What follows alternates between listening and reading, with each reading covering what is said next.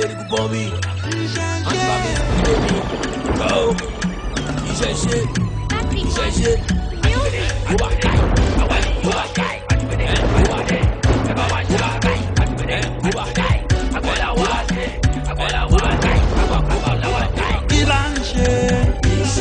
Oni kilanche o, oni bàjẹ́, oni torí wa bàjẹ́ o. Kilanche, oni kilanche o, oni bàjẹ́, oni torí wa bàjẹ́ o.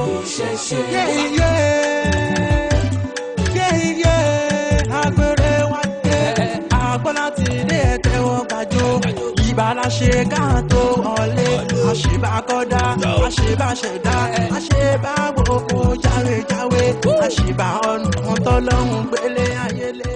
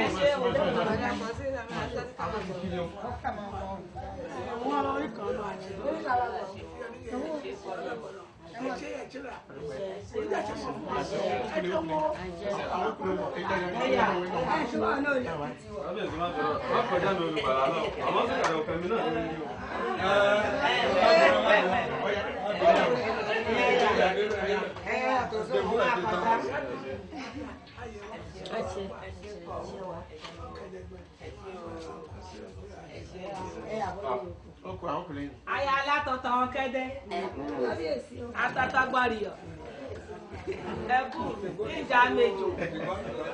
Olúwo, àṣìṣe, adúpẹ́, adúpẹ́.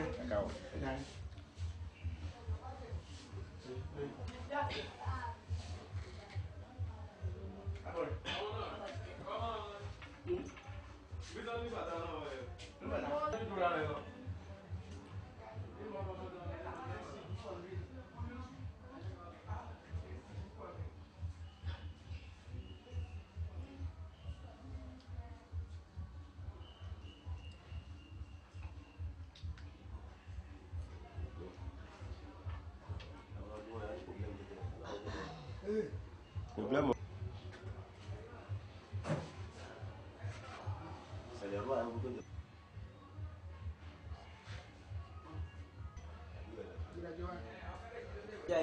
Kábíyèsí o. Awo dákòrò ní awo. Kábíyèsí o.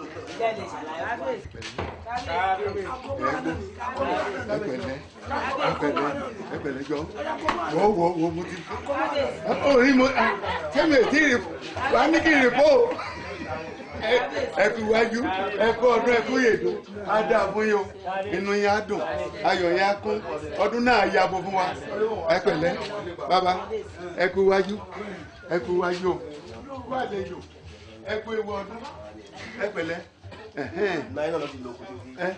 Kí ló wí? Náírà ó tóbi púpọ̀. Ilé àtètè máa tètè lọ síta lọ́wọ́ ni. Báwo jókòó níta? Ṣé bẹ́ẹ̀ ti jọ ní? Àwọn náà ti ń bọ̀. wọn bá yẹ dé. akọ̀wé wá bí kan jókòó ní kìnìún lọ. wọn bá yẹ dé. ẹ̀wọ̀n bá mi dé ìgbà tí mo dé ọ̀dọ̀ àtúbà tí mo débẹ̀ tí mi ò bá yín tí mo á pè yín.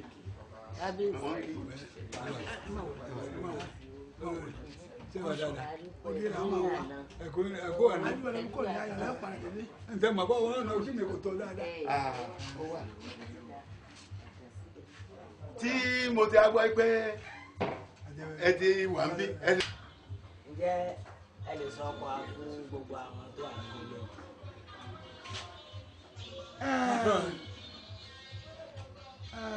ẹni tó fẹ́ sọ̀rọ̀ ó gbọ́dọ̀ jí orúkọ rẹ̀ bẹ́ẹ̀ ni Ọ̀yìngín Adédùnlóyè ọmọdún látòtún náà kúrò sáyé orítakọ̀ fòtákọ̀ lánàá. kábíyèsí ẹ ṣeun. ǹjẹ́ ẹ lè ṣàlàyé fún wa gẹ́gẹ́ pé ìjọ ni èsì jẹ́ ẹ̀fọ́ yẹn? àṣàlàyé rẹ̀ kádúpẹ́ fọba náà yóò nọ̀rọ̀ ánilẹ̀ kádúpẹ́ lọ́dọ̀ rẹ̀ tó òun ni olùṣègùn gbogbo olùṣègùn ara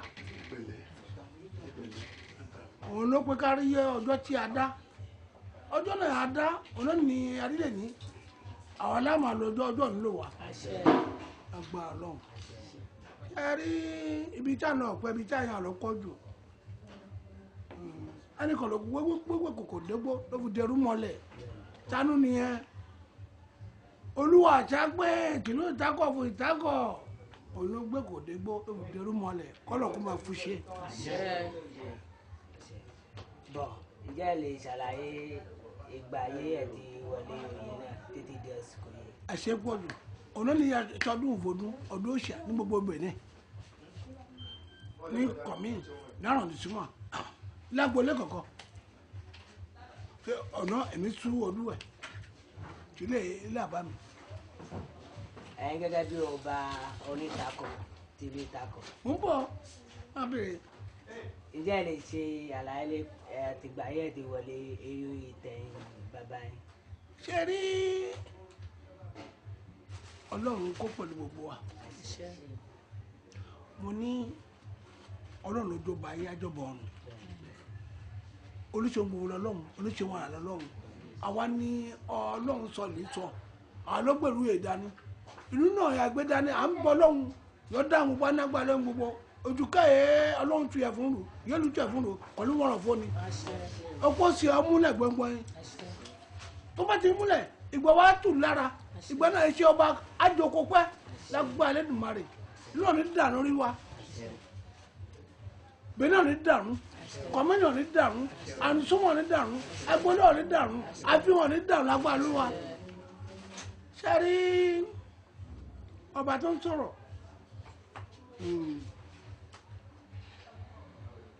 kìrìmí kọ́rọ̀ ó ju òkúta rẹ lọ wọ́n gbọ́ ní nọba ní 15 décembre 1994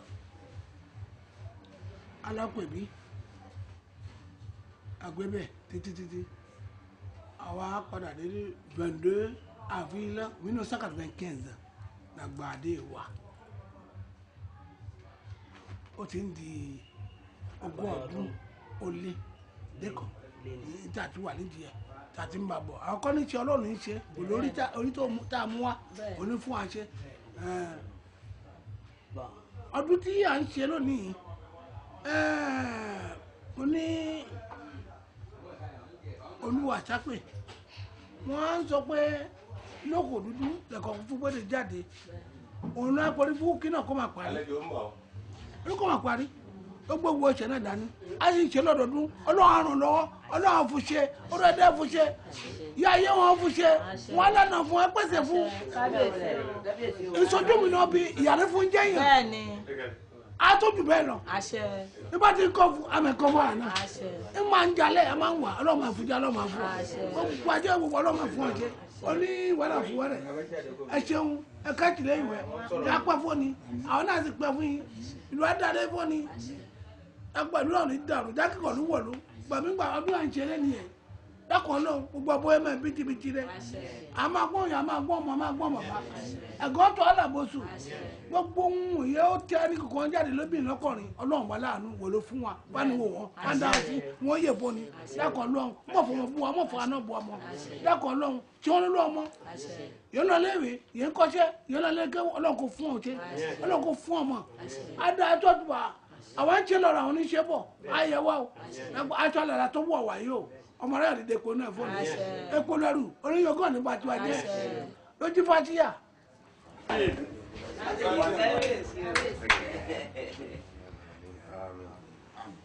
Bá sọ bèbè ní. Merci beaucoup. Affaire on en a pas kaki. Àmọ́ dísel àtọ kò dá bẹ́ẹ̀ o. Kò dá àti program la tẹ̀lé. Program la tẹ̀lé. Ẹ kọ́ àdúgbò gbọdọ̀ àná. Àwa ni. Je soutiens mon pays, kaki la ni. Sọ bèbè ní. Lábẹ́ nínú àṣà. Ẹ̀kú àná. Ẹ̀kú ìwà ọdún. Ọlọ́jọ́ mi aṣọ́pá. ẹ lè ṣàlàyé ẹni fún alẹ́ ọkọ ni. Àpẹrọ ilẹ̀ Débùsì. Àpẹrọ. Ilẹ̀ Débùsì. Ǹjẹ́ lè ṣàlàyé pé ẹ̀yin bù jẹ́ nínú ayẹyẹ ẹjọ́ ni. Ọlọ́run àfọ̀nìṣe àṣeyọrí là máa ṣe olóṣà ìtákọ̀lé mi èsì gbogbo àwa olóṣèlú ti ṣọdún lónà à á ṣayẹyẹ fún olúwo lónìí à ní ṣe àṣemọ àṣeyọrí là máa ṣe gbogbo ọba wọn yẹn wá ní òní yìí adé apẹ lórí bàtà apẹ lẹ́sẹ̀ ìrùkẹ̀rẹ̀ á di gègé mọ́ wọn lọ́wọ́ a máa ṣe a máa tún ṣe bẹ́ẹ̀ ló yóò jẹ́ ọdún la wá bá olúwo ṣe èyí ò ní jẹ́ àṣemọ̀ fún wa. ẹ̀yin lọ jẹ́ eléré fún gbogbo olóòṣàn náà ni àbí. àwọn tó kù ń bọ̀ lẹ́yìn àmọ́ ìyá lèmi jẹ́ fún gbogbo òòṣà yóò wà ní gbogbo àdúgbò. ǹjẹ́ lè ṣàlàyé pé náà ẹ̀yin fún tó lé ní. inú mi dùn gidi gan ni o àtàná ni mo ti ń ṣe ọdún inú mi dùn gidi gan tí mo tún wà iná ọdún lónìí fún olúwo tó tẹ̀ tún gbé òòṣà wa dìde tó jẹ́ pé ọ̀pọ̀ inú àwọn olóòṣà ló ti lọ kó gbàgbọ́ àmọ́ ń gbà tó olúwo gbé dìde ní sí lágbára ìṣẹ̀ṣe á gbé àwọn tó kù dìde kò ní jẹ́rì tiwa nìkan lòòṣà máa kú sí. pàtàkì yóò nínú ìyọ́jọ́ ọ̀lẹ́ ẹ̀lẹ́ iná ìtàn ọ̀gbìn lè jẹ́ lè fún olúwo náà lè àdúrà. ní fún ẹni ọjọ́ ẹni yìí kò sí bá a tẹ̀sán àdúrà púpọ̀ kò sí inú àdúrà díẹ̀ náà ọlọ́run àgbà odúwà kárọ̀ kúkú lágbára ìṣe wọn náà gbogbo ìṣe agbárí ìgbésẹ̀ ìpàtà ìsàn ṣẹ́gun àìyàn iná gbogbo wọn pátápátá ìyá àrántí àti ìyá àrántí gbogbo wọn ní mẹ́rin ní lọ́wọ́ lè ní ọdún náà máa yà gbogbo ni àníra àkọlù oníire ni à á ṣe ẹlẹ́ṣẹ̀ yọrí Àpẹrọ Ẹdébùsì. a ṣe pọ̀ rẹ̀ ọba yàgò ẹ ṣe mú ọkọ̀ àpọ̀lẹ́ wa ẹ wá bí láyọ̀ ẹ pàdé láyọ̀ orí jẹ̀jẹ̀ mọ̀ fún wa àwùjọ yẹn a máa rí láyọ̀ ẹ wọ́n bá ní sọ jẹ́ wọn. Ẹ kú ìfẹ́, ẹ ṣeun gan-an. Ẹ ṣeun púpọ̀ òmìnira kábíyèsí Àjáwẹ̀rẹ̀ ọba Adéwọrí Ìwàlóyè ìrúwà Àdájáwẹ̀rẹ̀. kí ni ìdí pàtàkì ó gbọ́ bí. ìdí pàtàkì àwọn wá bí èmi ni pé ọdún olúwo ń ṣọdún àwọn ìyá ayé olóògbé ni wá bí èmi ọdún awo àbọ̀ríjì awo ìmùlẹ̀ òun lolówó àsápè òun ní í ṣe ètò ìrìnàlẹ̀ gbogbo wọn ṣe wá gbogbo wa náà yọ wá bí èní lọmọ ìyá ayé àdìgbẹ́ ọmọ ọ̀gbẹ́dọ̀ kọ ọmọ ìyá ẹ kọ́ má mọ ọmọ ìyá ẹ wọ ní ìdí ẹ̀ ṣe wáyé ní kẹ́bùwọ́ pèsè káfíń fẹ́ bá ṣe ọdún náà rẹ ọdún ọmọkọ̀ṣọ́ ìyá àjọmọ náà ọdún náà là ń fẹ́ ṣe é ní láti ṣe é pẹ̀lú ayọ̀ towó tọmọtọmọ tayataya tàlàfíà ìyé kò ní jẹ́sẹ̀ mọ́ ìyá máa tọdún ká máa tọdún ṣe gbogbo ọdún ìyá gbéga sì máa bá olúwo náà ìyé lọ́tíwájú á máa bá yóò kò ní rẹ́lẹ́kọ̀ọ́bá kan ẹlẹ́kọ̀ọ́bá kan kò sì ní ìjọ ìbí ń palẹ̀ kò ní gbélé ìjọ ìbí ń pònà kò ní wọkọ̀ ìjọ ìbí ń pògú kò ní wọkọ̀ ìjọ náà ìyá máa lọ ire ká máa bọ̀ ire ìyàwó náà ti máa lọ ire ká máa bọ̀ ire ìyá jí àlàjá lọ lọ́kọ̀ yìí ńlá mi lájẹ́ fún gbogbo ìwà àtòkèdélé àtọkọrin àtobìnrin ìyọ́ papọ̀ kan ṣọdún ìyá ayé èlé. gẹ́gẹ́ bí ọba adéwọ̀ye ìwàlóye olúwẹ̀ àti olúwẹ̀ ìyá lè ṣàlàyé ìyàtìgbáyé ẹ̀tọ́ orúkọ ẹ̀ pọ̀ gbẹjáde. ìjọ yẹn mo ti bọ́ sí eré oyè ọdún yẹn mi ti gun eré oyè ti pẹ́ yọ ti pẹ́ ọpẹ́dé kan kò pẹ́ jù torí gbẹ́ kò yí à ń bá ń bọ̀ ni mo rò pé ẹni mo wà ogójì ọdún ó lé kan mo ti jóyè ìmì ilẹ̀ Hausa juantres ni mo ti jóyè sí ìlú Àjáwẹ̀rẹ̀ ká ti ń bá oyè náà ń bọ̀ ìyé kọ́ ti tẹ̀ ìyé kọ̀ wọ́ ìyé ya ayé ń fóni ṣe ìyé igun wọn ń fóni ṣe ìyé ìṣàn wọn ń fóni ṣe gbogbo àgbájọ ìyé wọn ń fóni ṣe lọ́pọ̀ wọ́ọ̀dì ẹ̀kọ́ wọn ti títí wọ́ọ̀dì èyí mí nàbùsàn ṣùràǹtẹ̀rẹ̀sì láti jóyè sílùú Àjáwẹ̀rẹ̀. ìyá ìṣàlàyé pé náà ń fi tó gbà ìṣe ìwọ ìjọ ẹni yẹn. kì í ṣe pé iná mi dùn ní ìdùnnú ta ní lọ́kàn mi ká sùn ni iná dúdú ọtẹ ní tí ọkàn mi ká sùn ni eré ìdùnnú ni mo wọ ìyọ jẹ pé eré anílì ìdùnnú wọ kan ń ṣàn èní èyí ìyá ń ṣàdúrà pé kó má jẹ́ ṣe mọ́ ká máa tọ́ ṣe olúwo náà ọwọ́ rẹ̀ kó máa lọ òkè.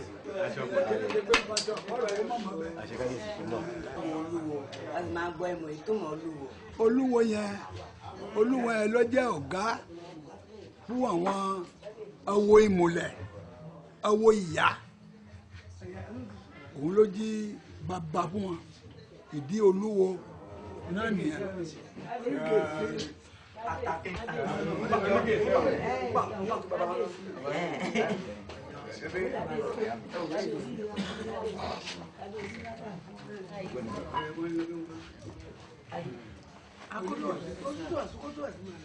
mo ti ń bọ̀ mo tó dé bí ààfin ilé wọn kò rí ètò wa lọ.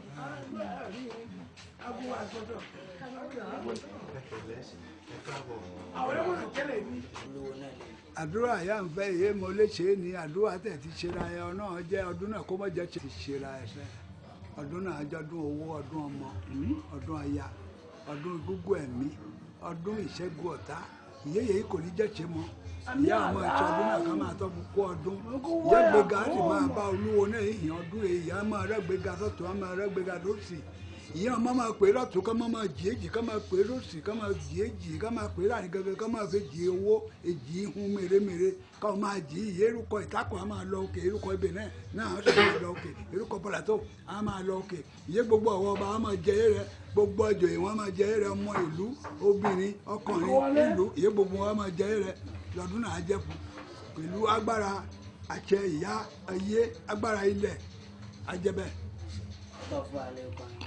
èmi ni ọba adéwọrí ìwàlóye kábíyèsí ọba Àjáwẹ̀rẹ̀.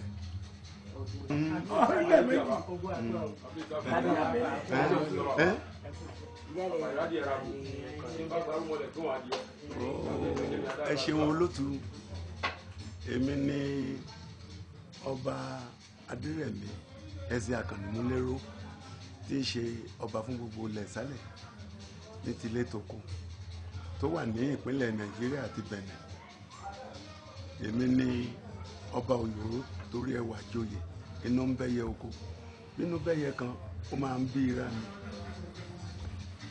ìyá rẹ̀ ṣàlàyé di pàtàkì ọgbọ̀n olúwo àgbàgbà gọ̀ọ̀gọ̀ ó nìkan jọ ọkàn ẹkùn ó bá a dá nǹkan àwọn baba ńlá wa dúró ló wá pé gbogbo àwa ọba tó mọ̀ pé a jẹ́ ayé torí ọba náà láyé ọba láyé ló pè wá a sì ní láti jẹ́ pé ẹ̀ torí nǹkan rí ló ń gbé ṣe ìdí tí ẹ fi rí wa ń bí ni kábíyèsí ẹgbẹ́ tó bá orí ìsàlẹ̀ ẹ tí wọlé tẹ́nì ní orí tó bá mo ń bọ̀ ní ohun ìdí lọ báàkà lé ní èjì mo ń di ọdún kejìlélógún lọ kejìlélógún mo ti tó ń wọ ìkẹtàlélógún báyìí tí mo ti bọ́ sórí oyè ọlọ́run ṣiṣẹ́. àdúrà ẹsẹ̀ ni lẹ́tì fún ọba olúwo náà. èmi ti mọ̀ yín pé bó ṣe ń yẹ àwọn bàbá ẹ̀ bọ̀ ló máa yẹ òun náà tìbí ti ran ìran bàbá ẹ̀ náà ní ti yẹ ẹ̀là òsì wáyé aláìkọlà ọjọ́ tágbó bá kọlà sẹ́yìn ọmọ máa dénú ikú elégédé nípa gbóyókó ká ọ̀gẹ̀dẹ̀ á máa pagbo yí ká ọ̀gẹ̀dẹ̀ nípa gbóyókó ká bíríkìtì ọmọ owó àlàáfíà á pagbo yí ká kò ní jábọ́ ọlọ́run á fàṣẹ sí gbogbo nǹkan tó ń bẹ̀ nǹkan tó bẹ̀ á máa dé nǹkan tó bá dà lórí ẹnì kọ̀ọ̀kan á máa yàn àwọn ìyá ayé ìyá ọ̀run wọn á gbà èyí tá a wí fọ́gbọ́ ẹ̀ lọ́gbọ́ máa gbọ́ èyí tó wí fọ́gbà nígbà máa gbà àgbàká nígbà gbọ̀pẹ́ ìmú alágbẹ̀dẹ kì í múná ti gàgílọ̀gà mọ́kò okòkò tó bá já fẹ́rùn òun lẹ́rùn má dì mú nǹkan tó bá ti wí pé ọlọ́run kò ṣe fóun kí àwọn ìyá ayé ṣe fóun ni wọ́n máa ṣe fóun ní dáadáa aburú kò ní tọ́ sí i wọ́n á tì í lẹ́yìn wọn ní tì í lójú àti gbogbo àwa ọba tí a ní ipò tá a wà láyé yìí tá a sì ń ṣe aṣojú àwọn ayé fún aráàlú á dáa fún gbogbo wa náà a ò ní ṣàṣetì inú wa máa dùn ayọ̀ wa máa kún àti wọ ọdún òyìnbó míì báyìí sẹ́yìn ire tó máa hù lọ́dún nìla máa bá pàdé a ò ní bá burú ọdún náà pàdé a ò ní bá kú lọ a ò ní bá rùn lọ a ò ní bẹ́jọ́ lọ a ò ní kófòkófò lọ ní agbára ọlọ́run àkóbá àdábá ẹjọ́ ẹlẹ́jọ́ ràn lọ́rùn kò ní jẹ́ ti gbogbo àwa ọba kò ní jẹ́ tolúwo náà kò ní jẹ́ tàwọn ìyàwó ẹ̀ kò ní jẹ́ tàwọn ọmọ ẹ̀ kò ní jẹ́ ti gbogbo ẹni tó gbọ́ pátá tó wá sí ìpè ẹ̀ lónìí á dáa fún wa gbogbo wa bá ṣe débi láyọ̀ láyọ̀ náà la máa padà délé ẹni tí ó lè wá nǹkan tó ń dí i lọ́wọ́ ọlọ́run á bá yanjú ẹ̀ á dáa fún gbogbo wa tó ó dàṣe àwọn ìyá wa. èmi ni ọba adérẹ̀mí ẹsẹ̀ àkànní múlẹ́rọ̀ ọba onísàlẹ̀ fún gbogbo ọmọ ìsàlẹ̀ létílé tó kù. orúkọ mi ni ọba adélékè ṣíṣe onítọ̀wé ti ìlú Tọ̀wé. ìyá lè sọ di pàtàkì ní ọgbẹ́yìn lọ́dún ìtàkọ̀lù. àdúpẹ́ ẹ̀ṣẹ̀ olóòtú a wá lé ìlú Ìtàkọ̀lù ní láti àbá olúwo ṣe ọdún ìṣẹ̀ṣe ẹgbẹ́ òye ẹgbẹ́ òṣà abáláyé gbogbo ẹ bàbá ẹni ọ̀rẹ́ káàbà ṣe ọdún ẹni Ìtàkọ̀lù ní. kábíyèsí gẹ́gẹ́ bí ọba onítọ̀wé ẹtí wọlé ìtẹ̀yìn orí tó gbà ẹ̀. mo tún wà lẹ́yìn ìjà máa lọ bí ọdún mẹ́rìnlá ẹ̀ lè dé kẹta lọ́wọ́lọ́wọ́ ó ti lé díẹ̀ lẹ́yìn ọdún mẹ́rìnlá mọ́ lẹ́yìn. lẹ́wọ́ bọ̀ lẹ́gẹ́ wíwáyé wa ìtakọ̀ sí iná yín ó dùn dáadáa. iná nǹkan gbọ́dọ̀ má dùn síbí wọn ìbílẹ̀ làlùkà gbé lárugẹ ìyẹn làwọn ọba ti wọ̀ fún iná mi dùn ayọ̀ mi kọ́ láti àbáwọlá ṣàjọyọ̀ ìtòní àti pé àrí ọmọ Yorùbá kan ìyẹn bá ní gbó ti wọn àṣà ìbílẹ̀ iná mi dùn ayọ̀ mi kún. àdúrà ẹsẹ̀ ń lẹ́tọ̀. àdúrà mi sí Olúwo wọlé ìyẹn kò ní jẹ́ àṣemọ̀fù Ọlọ́run àtúbọ̀ máa ràn án lọ á lè ṣe ju pé ń fún òṣèré ọkàn ara ẹ lọ á lè túbọ̀ máa gbé ògùn àwọn ọba Yorùbá ga lágbára Ọlọ́run kò ní sùúrù ṣe kò ní rẹ̀ ẹ̀ ṣe ọdún tí tó àbọ̀ sí náà yá ìyá gbogbo eré náà ọdún náà lábàá padà abú iná kò ní tọ́ sí i. èmi ni onítọ̀wé tìlú Tọ̀wé ọba Adélékè Ṣítù. ìyá lè fún wa ní nǹkan. ẹnu ní ọba Ògùnbà ọba pápá ìkẹta wàhábà kì í òkú. ìyá lè sọ di pàtàkì ọgbẹ́yìn débi èlé. lẹ́nu Olúwo awo ìmùlẹ̀ àyè pé ó gbé àṣà ìbílẹ̀ ó gbé dáná ó gbé lárugẹ báwo ló ṣe ṣe ó fi yóò ṣàmẹ́ǹtì ló ó fi lélẹ̀ ní ibi tá a wà yìí ó ní lọ́dọọdún wọ́n máa pè é ká máa bá ò ṣe àjọyọ̀ ọdún náà ìyẹn lákòókò tí àìṣọ̀dún àwọn òrìṣà tí ẹ bá fojú ní gbogbo ilẹ̀ èdè náà lọ́wọ́lọ́wọ́ yìí àná ní àṣẹ ọdún gbogbo àwọn òrìṣà ilẹ̀ ìyẹn tí àwọn kan lè ní gbogbo èyí ní ọjọ́ kejì òrìṣà ti ilẹ̀ Yorùbá òun ní olúwo àyọ̀ ìgbéjáde ó ní kàmọ̀pọ̀ ní ìlọrin àti wá bá òun kó sókè kí gbogbo nǹkan tó ń ṣe kí àdúrà tó ń kó lè máa gbà kí ní ìfẹ́ ní ìṣẹ̀lẹ̀ ní ìfẹ́ àdúrà lọ́dọ̀ àwa ọba àwa tá a di ilé ayé mú àdì mú pátápátá ni bí a bá ti ṣe àdúrà kan fún ọ ó máa ń ṣẹlẹ̀ nínú àdúrà tá a ṣe náà òun ni gbogbo ẹ̀ fi ń dán lẹ́nu tìbí lọ bó ṣe lọ níta èyí tó sì jẹ́ pàtàkì tí inú tiwa fi ń dùn ní ayé táwa yìí pé gbogbo bá a ṣe fẹ́ sí bẹ́ẹ̀ náà ló jẹ́ kò yẹ ká yọ̀ ó yẹ ká yọ̀ ó yẹ ká tó yẹ la fi ń yọ̀ láyọ̀ wá kú ó bẹ̀rẹ̀ lórí gbogbo àwọn ọba tí a bẹ̀rẹ̀ bá tó fi kán gbogbo àwọn ọba yìí lẹ́yìn pátápátá inú wa ń dùn sí wípé bó ṣe ń ṣe yìí ọlọ́run á máa ràn lọ́wọ́ àwọn òrìṣà mẹ́rìndínlógún náà wọ́n á máa ràn lọ́wọ́ wọ́n á máa tì lẹ́yìn wọ́n ò ní tì lójú gbogbo alálẹ̀ ìjọba kọ̀ọ̀kan tí a jẹ́ Yorùbá làádúró tì á tún lọ sókè jù báyìí lọ kékeré la ṣẹ̀ṣẹ̀ rí ayé àwọn nǹkan mèremère tí ń ṣe sí táwọn èmi ẹgbẹgbẹ̀rún ẹ̀ ló máa ṣe sí ọlọ́run á sì ràn lọ́wọ́ lórí nǹkan tó kọ́ láyé kò ní ṣàṣetì kò ní yàrá àjọ ẹ̀ àṣeyìí lálákẹ̀rẹ̀ yóò máa ṣe pọ̀ ẹ̀mú ẹ̀ ní mú ti àwọn àgbà lórí ẹ̀fọ́ lákẹ̀rẹ̀ gbogbo èyí tó bá ti lọ́wọ́ sí a máa rí tó bá lù a máa lù tó bá pè a máa tẹ̀ àlọ́ àbọ̀ ẹ̀ lákà yóò ṣe wọlé a máa pa á mọ́ nínú àwọn òrìṣà náà nìyẹn gbogbo àwọn òrìṣà èyí tí ń buwó fún kúrò lẹ́yìn owó adélé ẹ̀ àlàáfíà ayé àsílẹ̀ ẹ̀mí gbogbo ayé àsílẹ̀ ọkọ̀balẹ̀ ayé àsílẹ̀ àwọn ọmọ ẹ̀ wọn ò ní ìfojúsùnkún ẹ̀ nìkan nù láti bẹ́ àṣẹ bẹ́ẹ̀ gẹ́gẹ́ bí ẹ ṣe máa ń ṣe èmi ni ọba Abdulwahab ológunba àti ológunba ọba pápá ìkẹta ti bẹ̀ ní Abẹ́òkúta. ṣé a lè bàbá kà lé ní èjì ó ti ń wọ ọdún mọ́kànlá tí mo ti gorí tẹ àwọn bàbá mi láti ṣe ń gbàdúrà pé kọ́lọ́n kó jẹ́ pé kí ọdún mọ́kànlá yìí kó jẹ́ ọdún kan nínú ìgbà tí a fẹ́ ṣe àdúrà gbogbo wa gbà.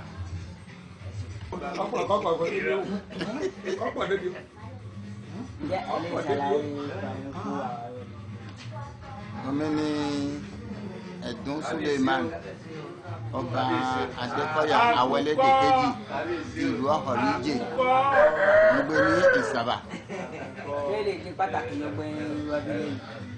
Ìdí pàtàkì yà fún wa sí bí èyí lónìí ni láti àbá olúwo ọwọ́ ìmúlẹ̀ ṣe àjọyọ̀ ọdún irú ẹlẹ́ẹ̀kẹta irú ẹ̀ yóò ti kọ́ ilé òòṣà mẹ́rìndínlógún sí ìlú Ìtákàn lábẹ́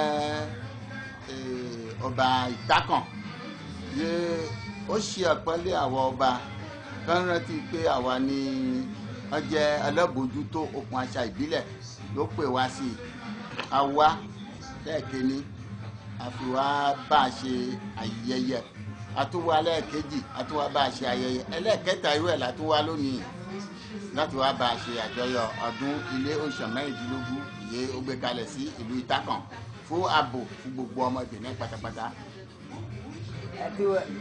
gẹ́gẹ́ bí ọba ìlú Ìsàbà Ìjẹ̀ ẹbí orí ìtẹ̀ yín nìkan ó ti tó báyìí. bí ó bá di ọjọ́ mẹ́wàá lónìí ní di ọdún mẹ́rìnlá pẹ́pẹ́pẹ́pẹ́ yìí kò di ẹyọ kan yé mọ gẹ̀rí tẹ ìjọba ńlá mi. bẹ́ẹ̀ ni náà ibùdó tó lé ní yálẹ̀ ìjàlá ẹ̀rọ.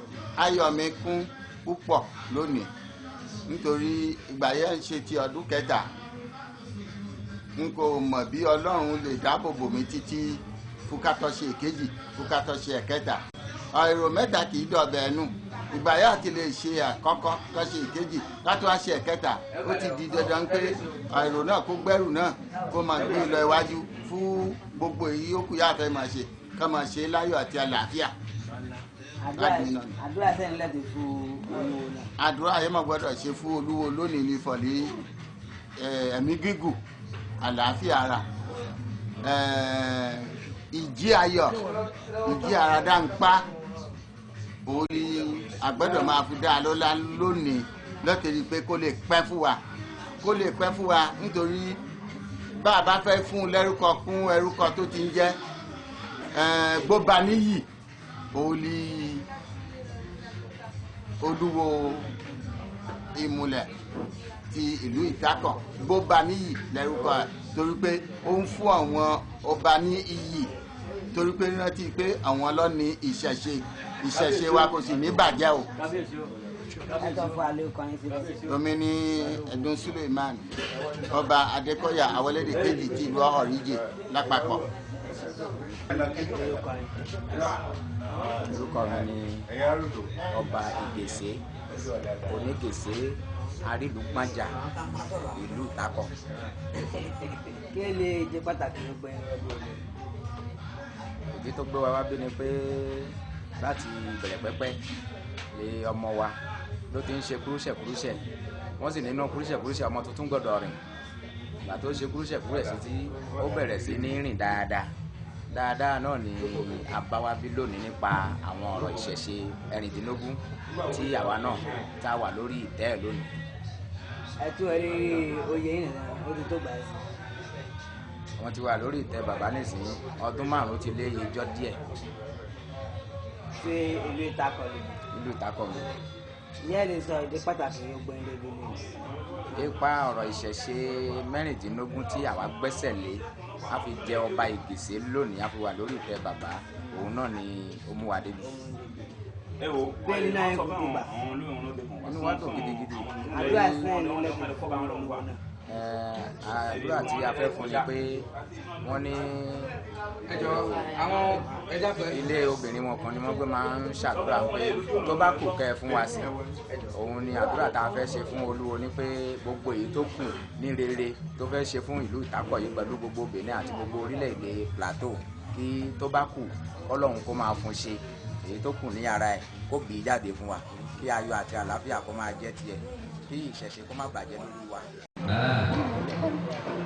ẹ dákun àwọn àlejò náà ni wọ́n tó ń kọ́ yìí.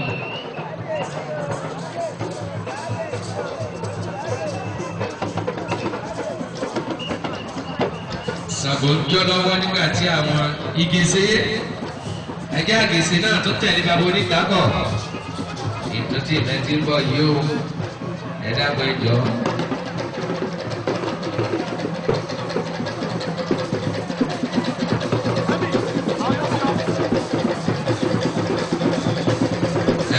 Asaba, vaya.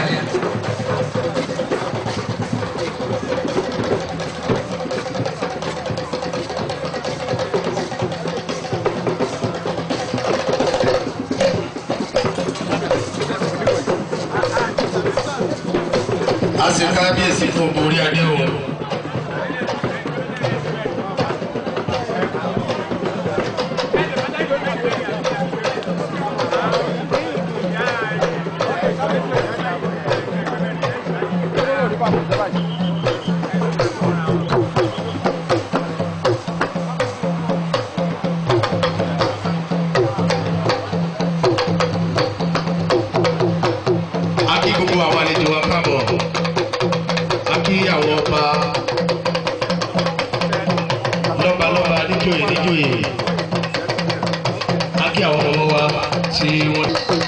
Àwọn oníṣègùn àwọn ni wọ́n ń jòyè ilẹ̀ Nàìjíríà pẹ̀lú bẹ́ẹ̀.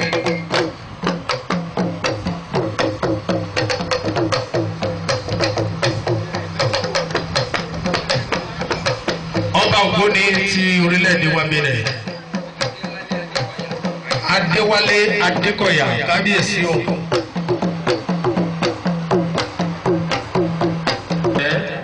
Kábíyèsí o ká ní ọpẹ́ lórí o kí bàtà ọpẹ́ lẹ́sẹ̀ àjàṣe ò ní bàjẹ́. Ìyá gbogbo àbíyè ti Benin Republic akíkàbọ̀ sí àríwá. Gbogbo àwọn olúwo tó wà níkàlẹ̀.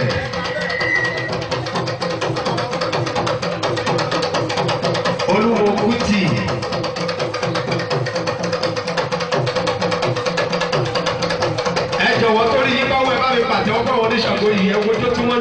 ìbílẹ̀ wa nìyẹn.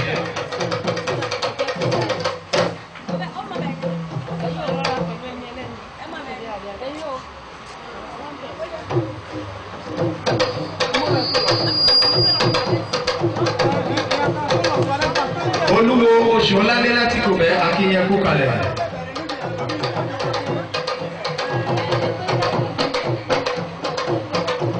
Ìyámọ̀kun amọ̀kun ọ̀sà láti kò bẹ́ ẹṣin ẹkó kalẹ̀. Àwọn oníṣàngó wa ìṣẹ́jú méjì ló kù. Ní àwọn orúkọ kan ṣùgbọ́n àfẹ́kẹ́ ni kí gbogbo èèyàn wá síbi kán má rí jójó kán má rí nǹkan tí wọ́n fẹ́ ṣe bí kán má rí ṣe níbí lónìí torí ọdún tá a gbé kalẹ̀ yìí ó jẹ́ ọdún àṣà ọdún. torí ìbá sọ wípé ẹni ẹ̀kọ́ tí wọ́n kò gbọ́ ẹni àbáyé àpò yìí ní ọkọ̀ tí a kò báyìí ọwọ́ rẹ̀.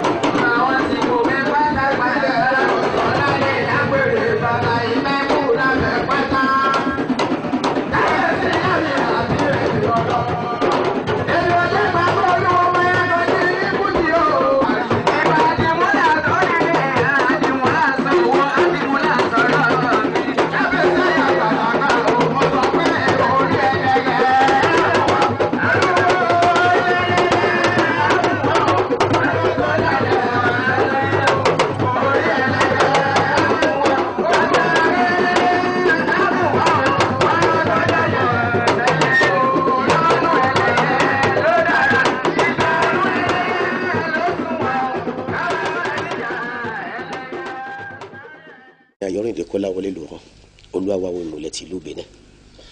ní òní àní pé ẹ̀ ń ṣe ayẹyẹ ọ̀jọ̀dún kẹta tí ẹ fi lọ́lẹ̀ ilé òrìṣà mẹ́rìndínlógún ti Odùduwà. Ẹ dákun báwo ni àwọn ètò yìí ṣe láti kàn bí ọ̀sẹ̀ kan wá tètè wọnú ìṣẹ̀ṣe yìí? Àwọn ètò lọ lóríṣiríṣi à ń ṣe àwọn ètò àbàwọn òrìṣà tá a gbé kalẹ̀ tó jẹ́ òrìṣà mẹ́rìndínlógún àti ṣàdúrà sórí ìlú wa àṣàdúrà sórí ìlú wa Benin kó má bàjẹ́ kó má dàrú ètò tá a gbé kalẹ̀ yìí a gbé ètò yìí kalẹ̀ nítorí àwọn nǹkan wa tó ń sọnù lọ tá a rí mọ́ la fi gbé ètò tá à ń ṣe lónìí yìí la fi gbé kalẹ̀ láti jókòó láti bára wa sọ̀rọ̀ nípa ìṣẹ̀ṣe láti mú nǹkan wa gidigidi kẹlòmí máa kó ìlú mi láti wá kọ́ wa ní ìṣe wa àti àṣà wa. ó dáa a rí i pé òrìṣà mẹ́rìndínlógún ti lọ Odùduwà ní bẹ́ẹ̀nbẹ́ẹ̀ kí ni àǹfààní tí ń gbé fún gbogbo ọmọ Odùduwà àti àwọn ọmọ Benin pátá tí wọ́n bá wá ti bẹ̀rẹ̀. àǹfààní bẹ níbẹ̀ nípa àdúrà tá a ti ṣe látẹ̀yìn fẹ́mọ tó wà ń bẹ àtẹni tí ò sí ń bẹ àtọmọdé àti àgbàlagbà àti onílé àtàlejò àtàwọn tí ò sí ń bẹ àǹfààní tó wà ń bẹ ó wà fún gbogbo àgbáyé ni kì í ṣe fún orílẹ̀-èdè tiwa nìkan ṣoṣo nílùú Benin à ń ṣe àdúrà púpọ̀ sórí ìlú wa àti ní gbogbo àgbáyé kí ó lè dáa bó nígbàgbọ́ ṣe ń ṣe tiwọn bó mùsùlùmí ṣe ń ṣe tiwọn bẹ́ẹ̀ làwa náà sì ń ṣe tiwa kó má bàa bàjẹ́ kó má bàjẹ́ ní pọ̀bílú ní ẹ̀dùn ọkàn tiwa. fún àǹfààní gbogbo àwọn tí wọ́n mọ àwọn òrìṣà tí ń bẹ lábẹ́ òrìṣà mẹ́rìndínlógún ti Odùduwà ẹ dákun bá wa ṣàlàyé òrìṣà kọ̀ọ̀kan fún wọn. àǹfààní tó ń bẹ lábẹ́ àwọn òrìṣà tí ó wà nílẹ̀ àǹfààní tó pọ̀ ń bẹ ń bẹ nítorí lẹ́yìn ibi nǹkan tí wọ́n ń pè ní òrìṣà òun ni ibi tí a ní ìgbàgbọ́ láti pe ọlọ́run tí wàá gbà nìyẹn ẹnìkan ṣe olóòṣà ọlọ́run ní gbogbo wa ń pè gbàbẹ ọ̀nà tí àwa ń gbà tá a fi ń bẹ ọlọ́run tí wàá ní òun ni nǹkan tá à ń pè ní òrìṣà ẹ̀rí ibẹ̀ làwa ń gbọ́ tá a fi ń bẹ ọlọ́run tá a sì fi ń ṣàdúrà sí àgbáyé. àwọn òrìṣà tó wà ń bẹ pọ̀ Ṣàngó wà ń bẹ Ọbalúayé wà ń bẹ ẹ̀rí ẹ̀yìn á rí orí ẹ̀yìn á rí ọ̀ṣun Ọbalúayé ẹ̀yìn á rí ìdàn ẹ̀yìn á rí Oòduà níbẹ̀ ẹ̀yìn á rí Ọ̀ṣàbọ̀lú ẹ̀yìn á rí Ẹ̀gún bẹ́ẹ̀ lẹ́sìn òrìṣà àbíkú ó wà ń bẹ Ajé ó wà ń bẹ ẹ̀rí àwọn òrìṣà náà àwọn tó wà ń bẹ nìyẹn lóríṣiríṣi títí dórí mẹ́rìndínlógún. ìlú Àjáwẹ̀rẹ̀ nìyẹn lọ́dọ̀ bàbá wa kábíyèsí tìlú Àjáwẹ̀rẹ̀. kára má jókòó sójú àwọn kábíyèsí ẹ̀jẹ̀ láyé fún ìlú ọ̀bì ẹ̀ tí ẹ wó nǹkan ni. ẹ bọ́ síbáyìí. ẹ̀kọ́ ìbọn rẹ̀ àwọn ẹlẹ́rìí ẹ̀yẹ dúró sọ̀rọ̀ yẹ kẹ́kọ̀ọ́ jùmọ̀.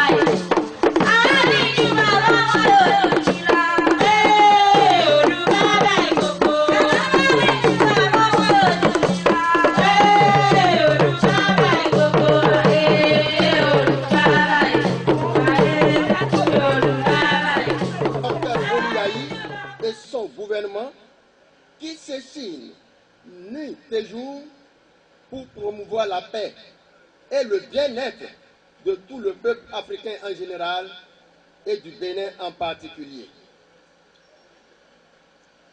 Le comité d'organisation du festival des 7 divinités du Panthéon de tout royaume d'origine Odùduwà et son promoteur, Sa Majesté Oluawo Imoule du Bénin, par ma voix, vous souhaite la bienvenue à ce rendez-vous fraternel des communautés yorubaphones, de toutes les communautés ayant en partage la vénération des divinités d'origine Odùduwà, des curieux et de tous les invités ici présents.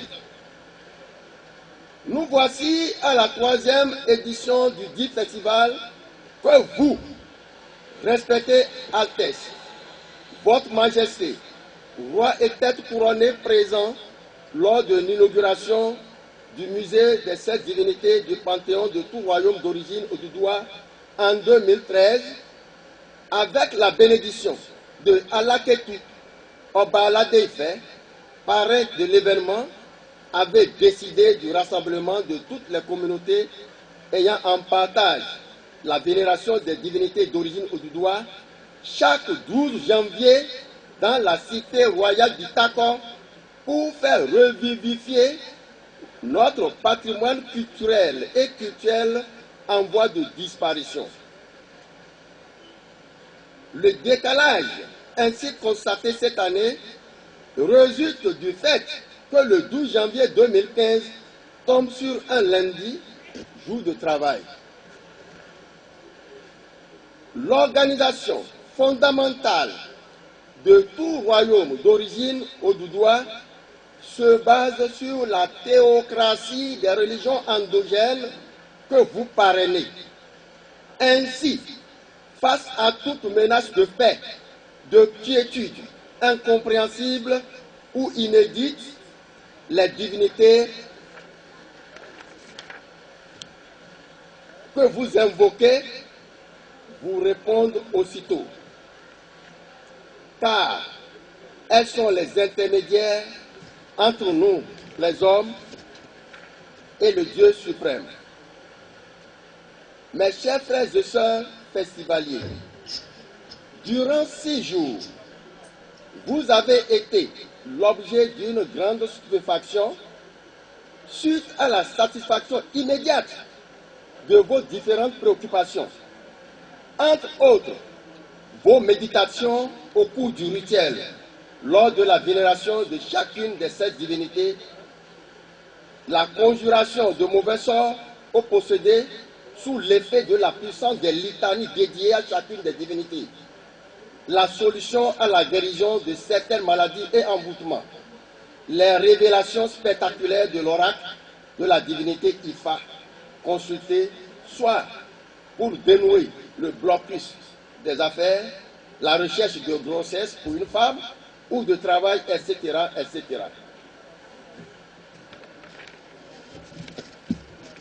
Vous avez ainsi vécu nos vraies réalités ancestrales. Sachez très bien que quand la tradition est reniée, le déséquilibre s'installe et on voit apparaître d'autres types d'hommes devenus par la suite réfractaires à l'observation des lois et règlements originels, d'ailleurs générateurs de paix et d'harmonie dans la société. Le Yoruba authentique est croyant et a de la vénération pour tout ce qu'il entreprend. Pour lui, être en contraste avec sa religion est un sacrilège à sa vie. Chez le Yoruba, une vie sans religion est comme un marigot sans source. De nos jours, en dépit de l'enracinement des religions importées, les religions endogènes conservent toujours leur originalité puisqu'elles sont révélées par Dieu à la communauté pour le bien-être du peuple. C'est ici le lieu de saluer la bravoure de Sa Majesté Oluwawo Imoulé du Bénin, homme plein d'initiatives qui s'efforce de jour comme de nuit pour la réhabilitation de nos valeurs socio-culturelles en voie de disparition. Ainsi, le musée des 7 divinités du Panthéon de tout royaume d'origine Oduduwa est, premièrement, un lieu de découverte des religions ancestrales en voie de disparition. 2. Un lieu d'échange et de savoir pour tout pratiquant de religion endogène. 3. Un lieu d'invocation des divinités pour l'obtention d'une grâce. 4. Une place sacrée pour tout rituel visant à promouvoir la paix dans la cité. 5. Un couvent sacré où l'on conjure le mauvais sort à toute personne en difficulté. 6. Un lieu de recherche pour les élèves, les étudiants, les professeurs. J'en passe. 7. Un lieu où n'importe qui peut venir faire des rituels à une divinité suite à une consultation de l'oracle ou bien à une révélation du devin. Nous sommes convaincus que le chef de l'État, son Excellence, le docteur Boniayi, est décidé à toujours accompagner les descendants d'Oduduwa dans la réhabilitation de leur patrimoine culturel et culturel ancestral en voie de disparition.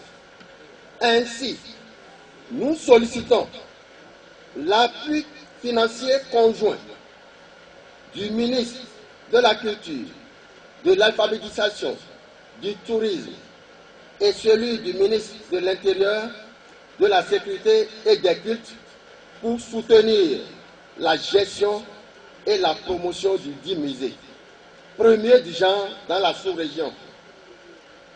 Au vu de l'afflux touristique que ce musée enregistre, nous interpellons la bonne volonté de tout enfant d'Odoudoua pour l'implantation d'un complexe hôtelier en vue de résoudre le problème d'hébergement qui se pose déjà. Vive la revalorisation du patrimoine culturel et culturel d'origine Odoudoua pour que vive la société Yoruba. Je vous remercie. Le secrétaire général du festival, Prince Agbadé Oudoumichi Adédayo.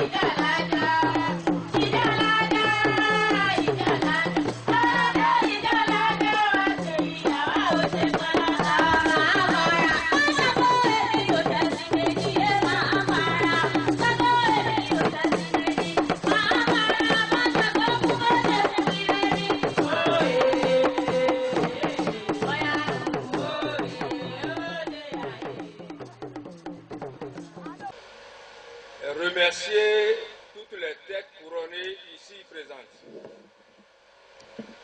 C'est nos pères qui représentent les garants de la tradition. Je voudrais saluer aussi le secrétaire général qui vient de présenter son allocution. À travers son allocution, nous avons vu les formes de projets que nous pouvons engager pour aider Sa Majesté. Applaudissez pour lui.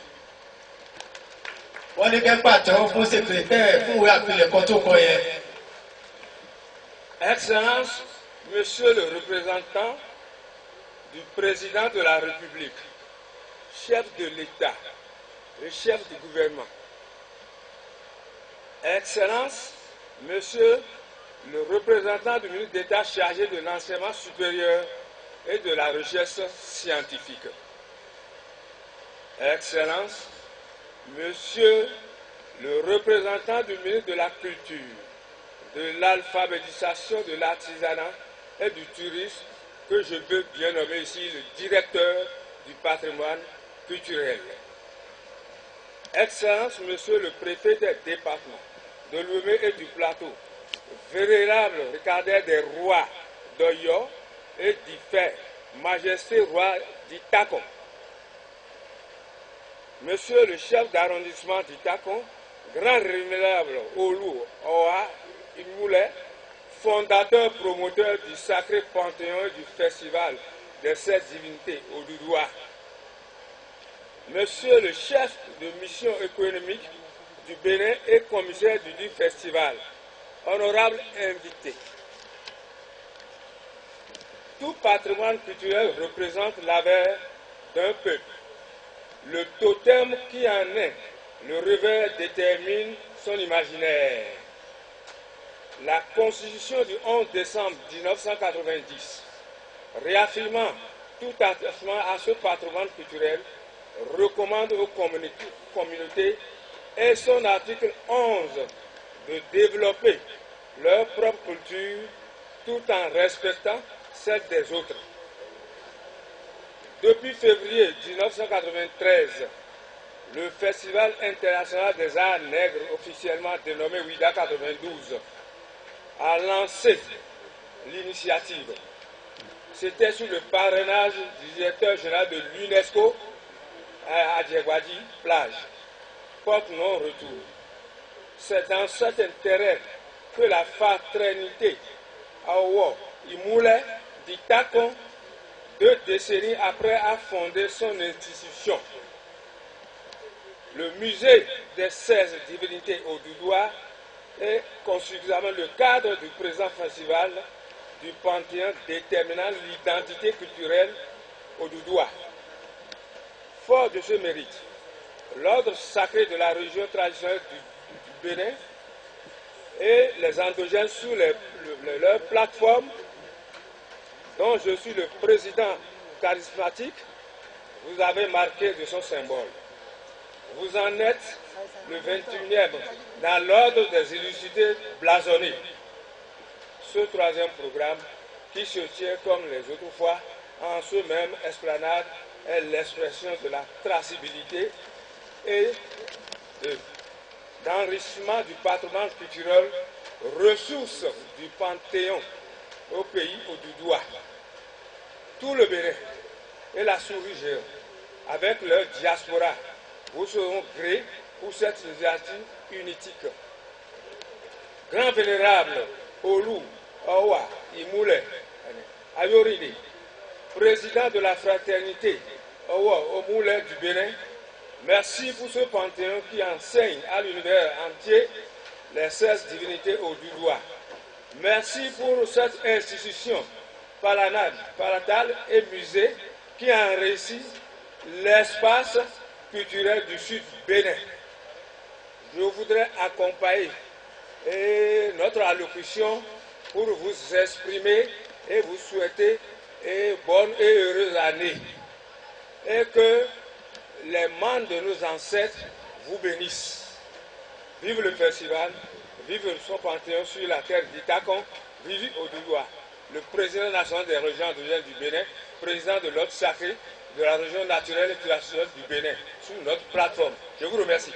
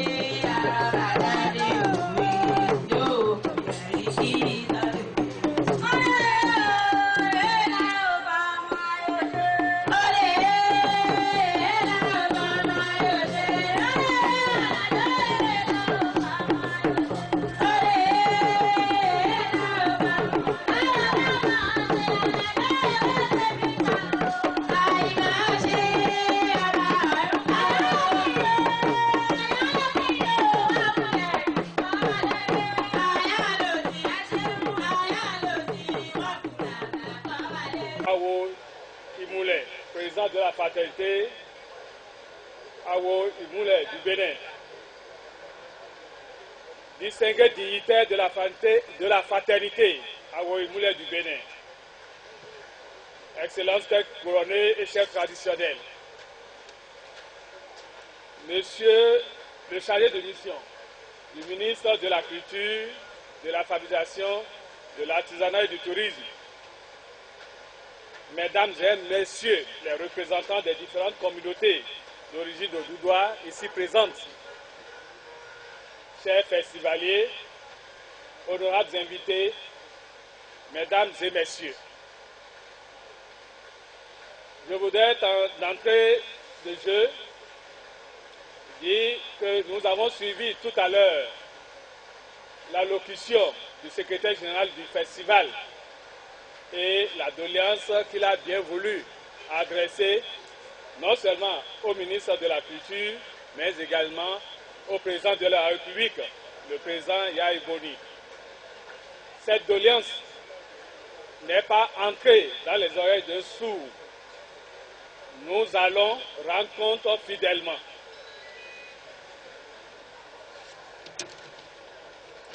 Avant tout propos, je voudrais vous demander de nous permettre de satisfaire à un impérieux devoir, celui de présenter au nom du ministre Jean-Michel Abimbola, au nom de tout le gouvernement du Bénin et au nom de son chef, le président de la République, le docteur Thomas Boni Yahi, les vœux les meilleurs de toute la nation béninoise à l'occasion du nouvel an, à nous tous ici présents. Majesté Olu Awo Imoulé, président de la fraternité Awo Imoulé du Bénin, par une correspondance en date du 16 décembre 2014, vous avez bien voulu adresser au ministre, votre fils, notre frère, Jean-Michel Abimbola, une invitation à prendre part en tant qu'invité d'honneur. À prendre part en tant qu'invité d'honneur à la présente cérémonie de lancement de la 3e édition du festival des 16 divinités du Panthéon de tout royaume d'origine Oudoudoua du Bénin. Descendant lui-même de la lignée Oudoudoua et aujourd'hui porte-flambeau de toutes les valeurs culturelles du Bénin, le ministre Abimbola avait vivement souhaité être à vos côtés. Malheureusement, en raison de son agenda toujours chargé, il n'a pas pu faire le déplacement de Tacon. C'est pour cela qu'il nous a chargé de vous présenter ses sincères et fraternelles excuses.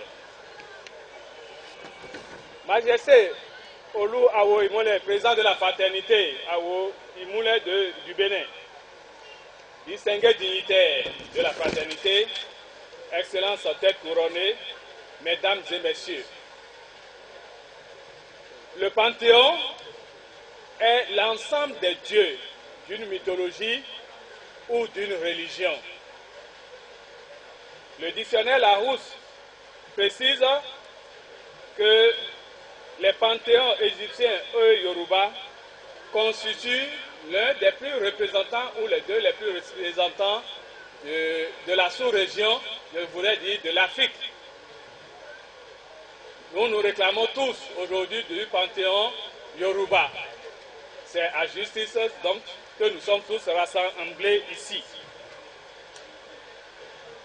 Votre Majesté Awo Imoulé, vous adonnez à travers ce festival à une tâche très déterminante et très importante, celle de la sauvegarde du Panthéon et de toute la culture Yoruba, que ce soit au Bénin, tout comme au Nigeria, d'où nous venons nous tous. Votre travail vise donc surtout à rassembler tous les descendants Oudoudoua du Bénin, de l'Afrique et de la diaspora pour la réhabilitation de nos divinités en voie de disparition. Mesdames et messieurs, de nos jours, les festivals sont légion et apparaissent de plus en plus comme un effet de mode. Ainsi, nombreux sont ceux d'entre eux qui, parce que mal pensés ou n'ayant pas des objectifs clairs, ne durent que le temps d'un feu de paille, c'est-à-dire qu'ils disparaissent très rapidement. Le festival des 16 divinités est à sa 3e édition. Et les activités prévues dans le cadre de cette édition augurent, à notre humble avis, d'un succès certain et d'un avenir radieux.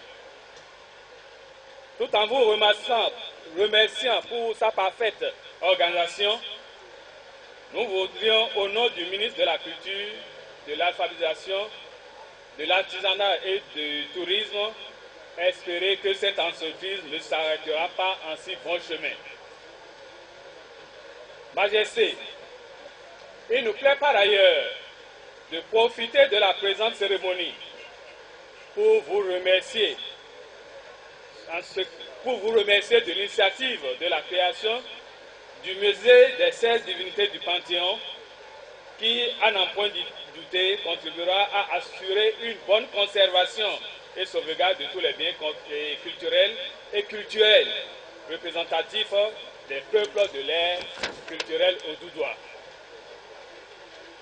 Très peu sont nos compatriotes, voire des étrangers, qui, empruntant chaque jour cette voie, la voie Missirité Ketou, ne sont pas éblouis plutôt par cet édifice dont les fesses traduisent à volonté la richesse du Panthéon Oudoudoua et qui, à court terme, nous l'espérons, constituera un maillon essentiel du tourisme culturel que le gouvernement de notre pays se bat pour mettre en place afin de faire de notre pays une véritable destination touristique.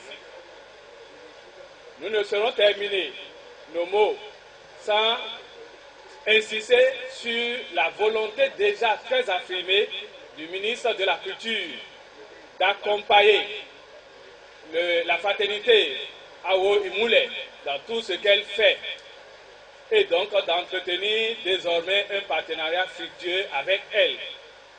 Dans les tout prochains jours, le cabinet du ministre de la Culture, avec la bénédiction de notre aîné, M. Maker Loudé, ici présent, chargé de mission du ministre de la Culture, je dirais donc que le cabinet du ministre entreprendra des actions dans le sens d'organiser des rencontres afin que cette doléance soit effectivement prise en compte. Je voudrais ici déjà me permettre de dire que le chef de l'État, le docteur Boni Yahi, celui-là que nous appelons l'homme du milliard culturel, vous savez ce que c'est que le milliard culturel. C'est la première fois que dans notre pays, un chef d'État a voulu bien mettre à la disposition des artistes et du monde traditionnel de notre pays ce que nous appelons aujourd'hui le milliard culturel, c'est-à-dire une cagnotte de 1 milliard pour tout ce qui a rapport à la sauvegarde, à la promotion de nos valeurs culturelles. Dans le budget de cette année 2015, le chef de l'État, le docteur Boni Yahi, a bien voulu porter ce milliard culturel à ce que nous appellerons, ou nous pouvons appeler désormais, le 3 milliards culturel.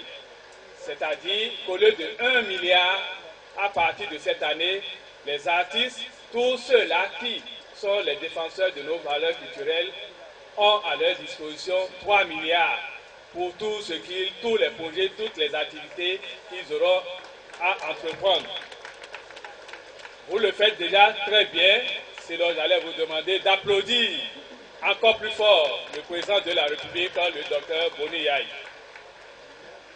Une fois encore, nous voudrons vous présenter les excuses du ministre et, comme nous l'avons déjà dit, les doléances ici exprimées lui seront traduites fidèlement. Nous vous souhaitons un bon festival. Vive le festival des 7 divinités du Panthéon de tout royaume d'origine Oudoudoua du Bénin. Vive la culture béninoise, vive le Bénin. Je vous remercie. Àtẹ́wọ́. Ẹ pàtẹ́wọ́ tó rinlẹ̀ fún bàbá wa.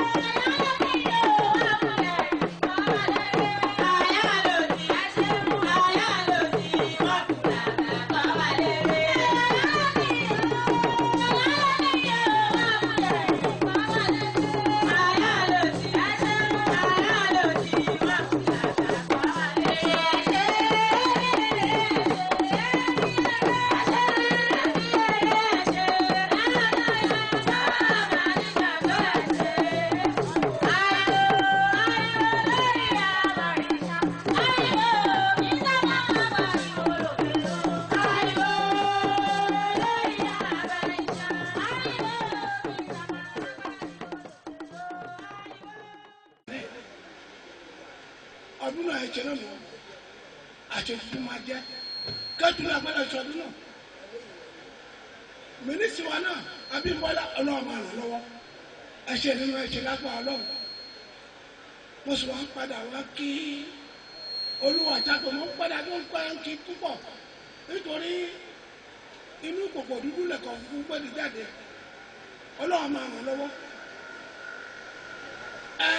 sójú mi náà bí ìyá ní fún jẹ́yìn ọlọ́run á ràn lọ́wọ́ náà tó fi jẹ́ jù bẹ́ẹ̀ lọ òun ló pẹ́ni sí ìbéèrè rẹ̀ là ń jọ ṣe kò ní jẹ́ ṣe mọ́ fún ni ọdún nàádọ́mi kẹ́sì àbọ̀sí ọ̀pọ̀ àlọ́ mẹ́ṣẹ́ lẹ́kẹ̀lẹ̀ kò ní jẹ́ ṣe mọ́ fún ni ìlọ wa máa dá àbọ̀ máa sùn báyọ̀ ẹsẹ̀ àna ọkọrẹ ẹ̀kọ́ ya ibi bẹ́ẹ̀ gbọ́ kẹ́ bẹ́ẹ̀ gbọ́ nípa ìbùsọ̀ báwọn mọ́tò wọ̀ sọ̀kún mọ́ máa jẹ́ iná ọ̀kadà mẹ́rin lágbára lọ́hùn ìdákọ̀ lápapọ̀ pápátá yẹn ẹ̀mẹ́tò ẹ̀mẹ́rojú Benin wà lápapọ̀ ẹ̀mẹ́tò olórí wa ilẹ̀ Benin wa Benin tó bá yà ìlú bàbá ọlọ́run ló gbé síbẹ̀ tó gbé síbẹ̀ ọ̀pá àṣẹ ọlọ́run gbé sáfù yẹnu gbé sáfù akpẹ́lọ́ fún àtàgbà ń kọ̀ọ̀lìjẹ́wọ̀n àrẹ lẹ́sẹ̀ gbogbo àwọn yíyá ìbò ní kákọ́pátá ní wọ́n jọ ṣe ìjọba lẹ́bẹ̀ẹ́ náà ń tó ní èdè ẹ̀dọ̀ níwèé wọn ọkọ̀ ọba àdéhìṣàwọ̀ ní agbá ọlọ́run ìjọba rẹ àtúgbogbo ẹ lára lẹ́gbà ẹlẹ́dùnmarè wọn yánnà ọ̀dà àwọn oníkálukú wa oníkẹsàfù kẹsẹ ayẹwà kò ní yá yẹ kí ọ ìpínlẹ̀ yẹyẹlé arọ́dàbalẹ̀ arọ́ àlọ́run nítorí ọba ọjọ́ ìlú dá erukọ níparẹ́ ọba àríjẹ ìlú bàjẹ́ erukọ níparẹ́ ẹkúwò tó a máa dá fún mi a máa dọ́ fún ládàá fún àlejò lágbá ọlọ́run lágbá ìyáàna ọ̀tọ̀ọ̀gà olókìkí ẹ̀rù akọ̀rọ̀ máa bù wọ́n fún níṣẹ́ ayẹnu kọ́níyẹnu yẹ kí ọ lọ́jà bọ́ mi rẹ̀ o.